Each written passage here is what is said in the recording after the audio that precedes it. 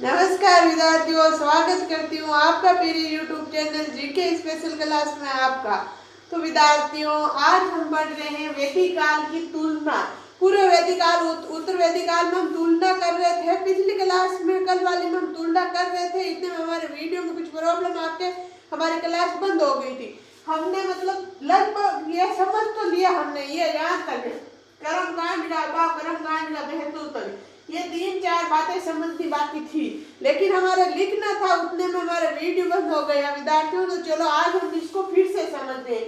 वैदिक काल की तुलना, ये है पूर्व वैदिक काल, ये है उत्तर वैदिक काल। यहाँ से ये मत समझना ये उत्तर वैदिक काल, ये पूर्व वैदिक काल, ये बातें हैं विद्यार्थियों पूर्व वैदिक काल की, ये है उत्तर वैदिक काल की, ये है पूर्व वैदिक काल की, ये है उत्तर वैदिक काल की। मैंने ऐसे क्यों लिखा विद्यार्थियों? क्योंकि मेरे बोर्ड में जगह कम थी, आपके नोटबुक में फुल जगह होगी, क्योंकि आप तो ऐसे लिख लोगे पूरे, मेरे को तो एक साथ में लिखना था, जगह का अभाव था, तो मैंने ऐसे लिखा। आप मतलब इसके नीचे ये बातें लिखना, वो आपको ये तीर का निशान दिख रहा है, उसके उधर वाली वो बातें ना, उसके नीचे ये तीर के उधर वाली ये लिखनी है। और ये उत्तर वैदिक काल की, ये मैंने ऐसे ही बना दी, तो आप इसको मत समझना उत्तर वैदिक और पूर्व वैदिक काल के, मतलब इस ऐसे मत लगा ना कि ये बीच में खींच लिया तो ये पूर्व वैदिक काल की बात है, ये उत्तर की नहीं। ये तो मैंने ऐसे ही लिखा है ऊपर और नीचे आपको समझा रहे हो। तो देखो ये कल हम लिख रहे थे, मैं बोल रही हूँ आप लिख लो, फिर आगे यहाँ से समझेंगे।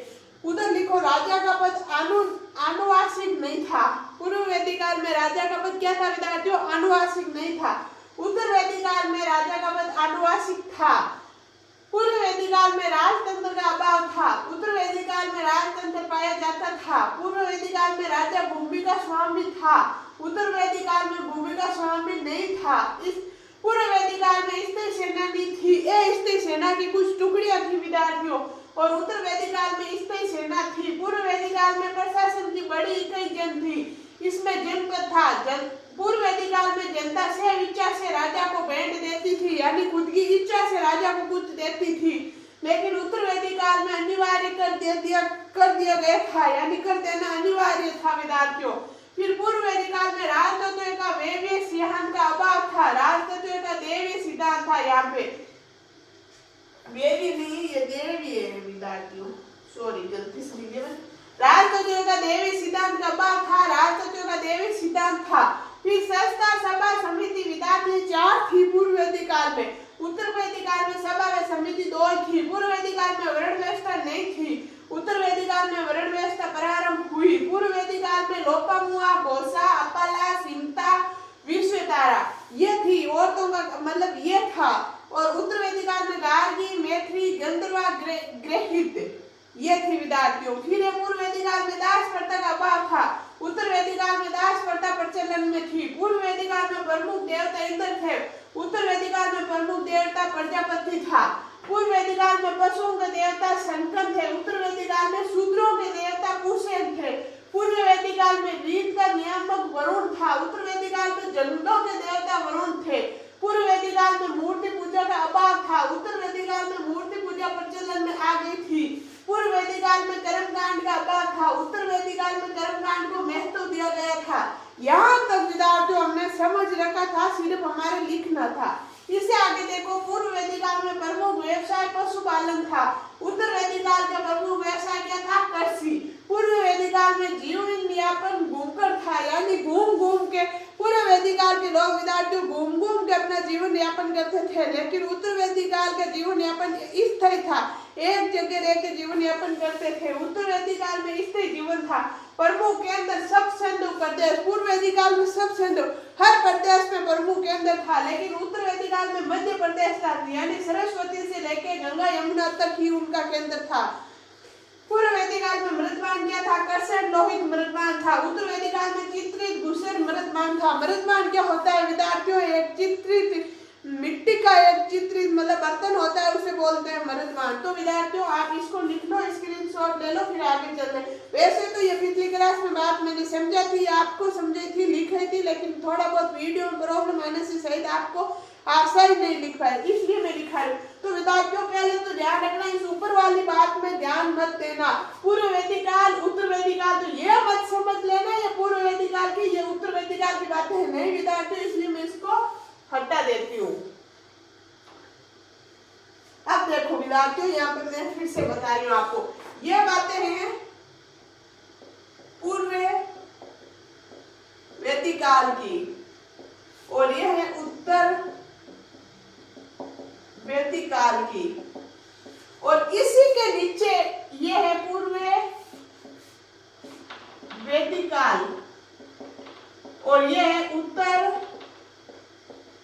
वैदिक काल। यानी विद्यार्थियों ये पूर्व वैदिक काल है, उसी के नीचे ये लिखना है पूर्व वैदिक काल, ये उत्तर वैदिक काल है, उसके नीचे ये लिखना है उत्तर वैदिक काल। चलो मैं बोल रही हूँ, आप लिखना, फिर आगे चल रहे हैं। चलो विद्यार्थियों लिखो, पूर्व वैदिक काल की पहले बोल रही हूँ, फिर उत्तर वैदिक काल की बोलूंगी, ऐसे आप समझ जाना। लिखो, राजा का पद आनुवांशिक नहीं था, पूर्व वैदिक काल में लिखना है, और उत्तर वैदिक काल में लिखना है आनुवांशिक था। फिर लिखना है राजतंत्र का अभाव, इधर लिखना है राजतंत्र पाया, इधर लिखना है राजा भूमि का स्वामी, इधर लिखना है भूमि का स्वामी नहीं, इधर लिखना है स्थायी सेना नहीं, इधर लिखना है स्थायी सेना, इधर लिखना है प्रशासन की बड़ी इकाई जन, इधर लिखना है जनपद, इधर लिखना है जनता से इच्छा से राजा को भेंट करती थी, इधर लिखना है अनिवार्य कर, इधर लिखना है राजतत्व का दैवीय सिद्धांत का अभाव, इधर लिखना है राजतत्व का दैवीय सिद्धांत था, इधर लिखना है संस्थाएं सभा समिति विदत, इधर लिखना है सभा समिति। फिर पूर्व वैदिक काल में लिखना है वर्ण व्यवस्था नहीं थी, इधर लिखना है वर्ण व्यवस्था प्रारंभ हो गई, इधर लिखना है लोपामुआ घोषा अपला सिमता विश्वताल, इधर लिखना है गार्गी मैत्री गंधर्वा ग्रहीण, इधर लिखना है दास प्रथा का अभाव, इधर लिखना है दास प्रथा प्रचलन, इधर लिखना है प्रमुख देवता इंद्र, इधर लिखना है प्रमुख देवता प्रजापति, फिर इधर लिखना है पशुओं के देवता शंखन, इधर लिखना है शूद्रों के देवता पूषण, फिर लिखना है रीत का नियामक देवता वरुण, इधर लिखना है जंगलों के देवता वरुण, इधर लिखना है मूर्ति पूजा का अभाव, इधर लिखना है मूर्ति पूजा प्रचलन में आई, फिर लिखना है कर्म कांड का अभाव, इधर लिखना है कर्म कांड को महत्व, फिर लिखना प्रमुख वर्ण प्रमुख व्यवसाय पशुपालन, इधर लिखना है प्रमुख व्यवसाय कृषि, फिर लिखना है जीवन यापन भूमकड़, इधर लिखना है स्थायी जीवन यापन, फिर लिखना है प्रमुख केंद्र सब सिंधु प्रदेश, इधर उत्तर वैदिक काल में लिखना है मध्य प्रदेश यानी सरस्वती से लेके गंगा यमुना तक, फिर लिखना है मृदबान कृष्ण लोहित मृदबान, इधर लिखना है चित्रित घुसन मृदबान। तो विद्यार्थियों ये था हमारे वैदिक काल की तुलना। विद्यार्थियों जितनी बातें आपको मैंने लिखी है, चाहे कोई किस्सा भी यूट्यूब मतलब कोई भी यूट्यूब आप सर्च करके देख लेना, अगर आपको कहीं भी इतनी बातें मिले तो मैंने एक एक बातें छान चुन के लाके लिखी है, फिर भी कोई गलती हो गई है तो उसके लिए मैं क्षमा चाहती हूँ। बाकी आप ये लिखना याद करना, इनमें से अगर पसंद आएगा तो 100% इसमें से ही, अगर इनमें से आया तो आपके बाहर नहीं जाएगा तुलना, इन दोनों के तुलना में से, यानी दोनों में से कोई पूछेगा तो विद्यार्थियों आपने स्क्रीनशॉट ले लिया होगा। चलो आगे चलते हैं। अब आपको ऐसे लग रहा होगा ऐसे बच्चों की तरह मैंने ऐसे पहन के क्यों बैठी हूँ, क्या पहन के, क्योंकि विद्यार्थी मेरे को कोल्ड हो रखा है, बुखार हो रहा है, मैं इसीलिए बीच बीच में क्लास लेके कभी नहीं आ रही हूँ, एक दिन छोड़ के एक दिन, मतलब जबरदस्ती हिम्मत करके आपके लिए मैं हिम्मत करके आती हूँ। चलो अगर मैं भी क्लास नहीं लूंगी तो आप फिर क्या पढ़ोगे, ऐसे करके। अभी हम बातें करेंगे, ये एक बार मैं लिखा देती हूँ, फिर भर्तियां कौन कौन सी आएगी उसके बारे में बात करेंगे।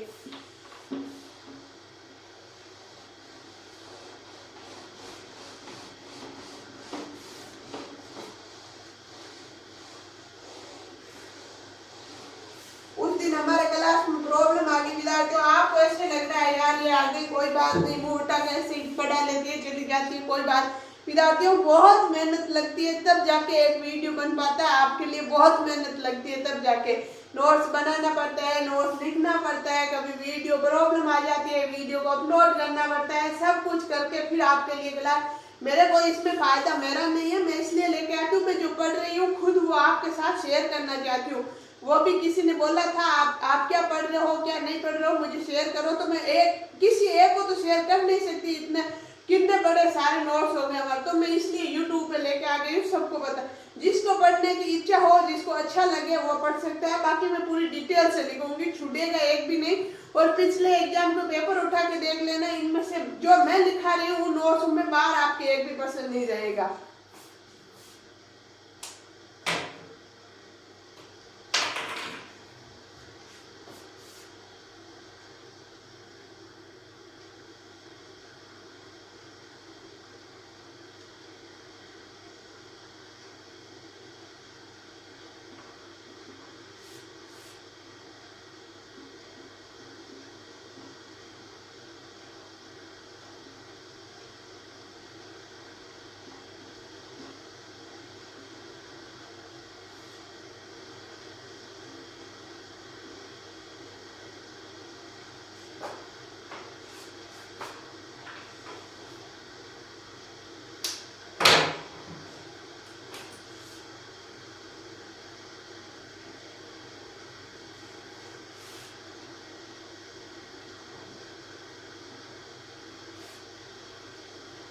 अब देखेंगे विद्यार्थियों हम ऋग्वेद में शब्दों का उल्लेख, कौन से शब्द का कितनी बार उल्लेख आया है। ये क्यों लिखा रही विद्यार्थियों, ये मैं इसलिए लिखा रही हूँ, हम जो नोट्स बना रहे हैं उनमें से 1% हमारे बाहर नहीं जाना चाहिए। बाकी इतना कोई डिटेल से नहीं लिखा था, आपको भी पता है।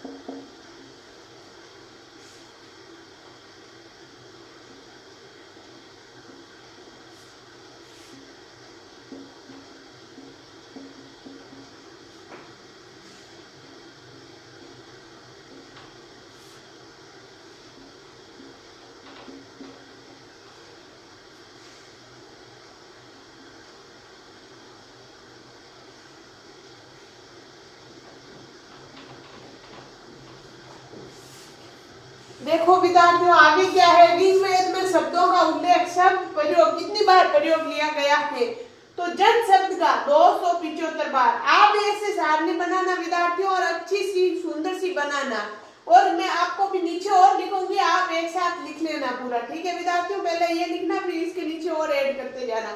जन का 275 बार, इंद्र का 250 बार, अग्नि का 200 बार, विद्युत का 122 बार, विष का 170 बार, सभा का 8 बार, समिति का 9 बार। तो आप ऐसे सोचोगे ये क्या है, इतनी छोटी छोटी बातें क्यों लिख रहे हैं। इनमें से तो विद्यार्थियों एक बार एक कोई पेपर था, मुझे याद नहीं कौन सा था, उसमें ऐसे पूछा गया था ऋग्वेद में इंद्र शब्द का प्रयोग कितनी बार किया गया है। ऋग्वेद में इंद्र शब्द का प्रयोग कितनी बार किया गया है, तो कितनी बार किया गया है, 250 बार। तो विद्यार्थियों ऐसे ही प्रश्न आएगा, ऋग्वेद में जन शब्द का प्रयोग कितनी बार किया गया है, 275 बार। ऋग्वेद में अग्नि का 200 बार, विद्युत का 122 बार। विद्यार्थियों आपको लगेगा ये तो सिंपल सा है, सिंपल नहीं है, वहाँ एक जैसी संख्या आती है, हम बिल्कुल कंफ्यूज हो जाते हैं विद्यार्थियों। तो आप इसका नोट्स बनाओ फिर आगे लिखेंगे। चलो ऊपर हेडिंग लिखना, ऋग्वेद में शब्दों का उल्लेख। क्या लिखना है, ऋग्वेद में शब्दों का उल्लेख। फिर एक तरफ लिखना शब्द, एक तरफ लिखना प्रयोग। फिर लिखो जन 275 बार, इंद्र 250 बार, अग्नि 200 बार, विद्युत 122 बार, विष 170 बार, सभा 8 बार, समिति 9 बार। लिख लिया होगा आपने। चलो आगे चल रहे हैं, आगे और ऐड करते जाना है इसके आगे।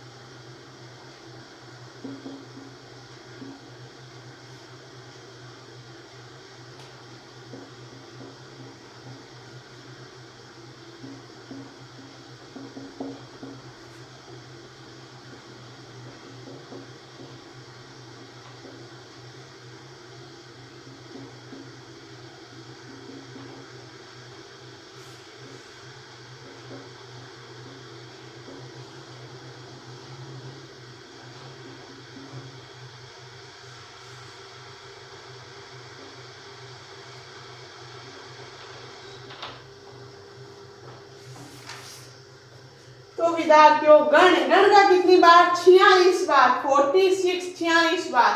यमुना 3 बार, गंगा, सरयू, पृथ्वी, राजा, वैश्य, सूतर। क्या क्या है, गंगा, शेरयू, पृथ्वी, राजा, वैश्य, शूद्र 1 बार, इन सब का 1 बार, वरुण का 30 बार, ब्राह्मण का 15 बार, क्षत्रिय का 9 बार, आर्य का 3 बार। तो विद्यार्थियों इसका स्क्रीनशॉट ले लो, लिखो गण 46 बार, यमुना 3 बार, गंगा, शेरयू, पृथ्वी, राजा, वैश्य, शूद्र 1 बार, वरुण 30 बार, ब्राह्मण 15 बार, क्षत्रिय 9 बार, आर्य 3 बार। तो विद्यार्थियों इसका स्क्रीनशॉट ले लो जल्दी, फिर आगे चल रहे हैं। तो विद्यार्थियों आपने लिख लिया होगा। तो ये था हमारे ऋग्वेद में शब्दों का उल्लेख। क्या था? ऋग्वेद में शब्दों का उल्लेख। तो विद्यार्थियों ये था हमारे वैदिक काल। हम पढ़ रहे हैं भारत का इतिहास। भारत के इतिहास में हमने सबसे पहले क्या पढ़ा था विद्यार्थियों? सिंधु घाटी सभ्यता पढ़ा था। अब हमारे ये टॉपिक कौन सा था? वैदिक काल। वैदिक काल आज हमारे पूरे हो गए हैं। वेद कितने होते हैं? वेद के 2 भाग लिखा था, 2 भाग लिए थे हमने, पूर्व वैदिक काल, उत्तर वैदिक काल। बहुत डिटेल्स हमने पढ़ा है। अगर फिर भी कोई गलती हो तो मैं क्षमा चाहती हूँ। कल हम अगली क्लास में एक न्यू टॉपिक के साथ, न्यू ऊर्जा के साथ न्यू टॉपिक शुरू करेंगे विद्यार्थियों। तो आज के लिए इतना ही। अब मैं कुछ बात करने वाली हूँ। मैं बात ये कर रही हूँ विद्यार्थियों, हमारे आने वाली है न्यू साल 2024 आने वाला है। इसी के साथ हमारे आगे न्यू सरकार, न्यू साल के साथ ही हमारे आगे न्यू सरकार विद्यार्थियों। न्यू सरकार हमारे भजन लाल जी शर्मा आ गए हैं, जो 100 दिनों में कार्य पूरे करने का आपको पता है, वो आपने देख लिया होगा, अलग अलग एड आ रहे हैं। तो विद्यार्थियों बहुत जल्दी नई नई भर्तियां निकालेंगे, बहुत जल्दी भर्ती आने वाली है। तो आप अभी लग जाओ, आप अभी मेहनत में लग जाओ विद्यार्थियों, जुट जाओ। क्योंकि आप ये सोच रहे होंगे भर्ती निकलने के बाद मैं पढ़ना शुरू करूंगी, वैकेंसी निकलने के बाद मैं पढ़ना शुरू करूंगी। विद्यार्थियों फिर जो शुरुआत में तैयारी कर रहा है वो 3-4 महीनों से कुछ नहीं होता है विद्यार्थियों। मैं चढ़ने के पेड़ पे आपको चढ़ा नहीं रही हूँ, मैं सच्चाई बता रही हूँ विद्यार्थियों। सच में टाइम मांग रहा है। अगर हम ये कंपटीशन में उतर गए तो विद्यार्थियों हमारे एग्जाम में क्लियर करने के लिए हमें सच में टाइम चाहिए, कम से कम हमें 1 साल चाहिए। अभी से आप जुट जाओ। जब आप जीके पढ़ना शुरू कर दो, आपका जीके धीरे धीरे कंप्लीट हो जाएगा। फिर आप जो एग्जाम देना चाहते हो उसकी सब्जेक्ट पढ़ लेना विद्यार्थियों। एक बार पढ़ने से कुछ नहीं होगा। एक बार पढ़ोगे, एक बार रिवीजन करोगे, एक बार शॉर्ट नोट्स बनाओगे, फिर उन शॉर्ट नोट्स को पढ़ोगे, तब जाके आप पढ़ पाओगे। आपको पता है कंपटीशन हो गया है ज्यादा। तो विद्यार्थियों आज के लिए इतना ही, बाकी पढ़ेंगे हम अगली क्लास में। जब तक के लिए आप स्वस्थ रहो, मस्त रहो, पढ़ते रहो। अगर आपको मेरी क्लास अच्छी लगती है तो लाइक करना, शेयर करना और सब्सक्राइब करना बिल्कुल नहीं भूलना। धन्यवाद।